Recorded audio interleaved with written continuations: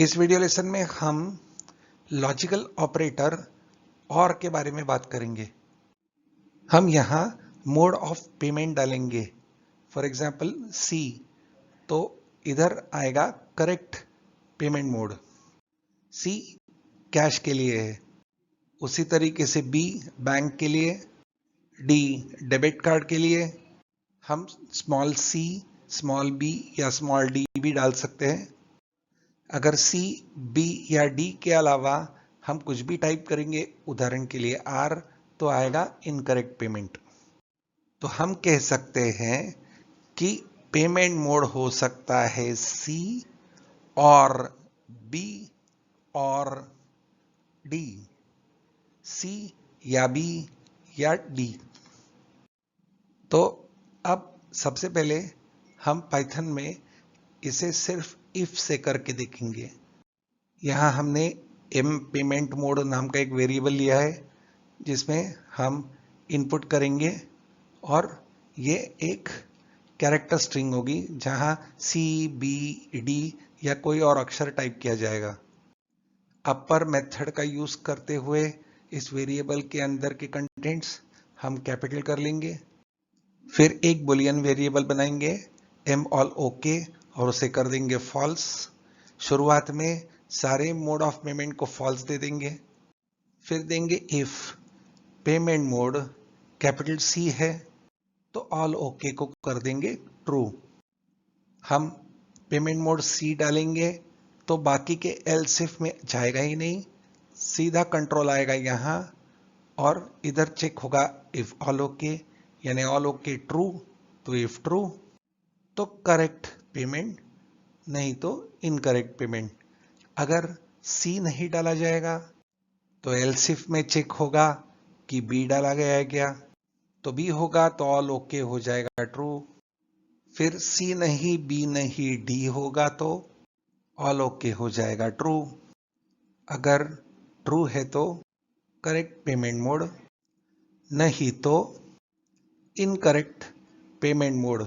हमने all okay को false initialise किया था, तो अगर सी नहीं होगा, बी नहीं होगा, डी नहीं होगा, तो ऑल ओके फॉल्स ही रहेगा और यहाँ एल्स इफ में आ जाएगा इनकरेक्ट पेमेंट मोड।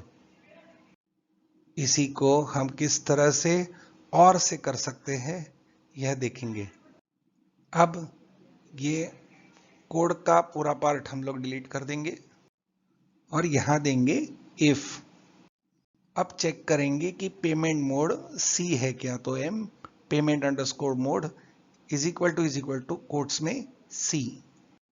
अब इसके आगे हम टाइप करेंगे और। अब यहां हम दूसरी कंडीशन डालेंगे, जो है M payment underscore mode is equal to quotes में बी, यानी पेमेंट मोड सी है और या पेमेंट मोड बी है। फिर से एक डालेंगे और उसके आगे हम डालेंगे हमारी तीसरी कंडीशन, जो है M payment underscore mode is equal to D quotes में। तो तीन कंडीशंस है, हर एक के बीच में डाल दिया और अब इसको एंड करेंगे हम इफ को कोलन देके।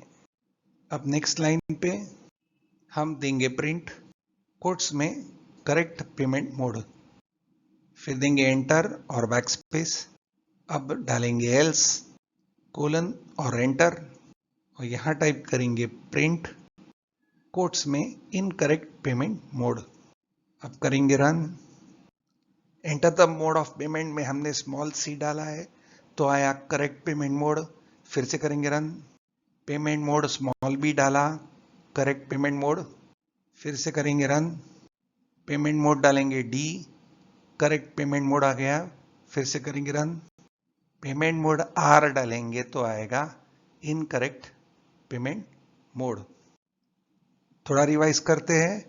अगर हमने इनपुट किया सी, तो इफ में पहला है कि एम पेमेंट मोड सी है तो वो होगा ट्रू, दूसरा स्टेटमेंट होगा फॉल्स, तीसरा भी होगा फॉल्स। तो ट्रू फॉल्स फॉल्स पर है ट्रू और फॉल्स और फॉल्स।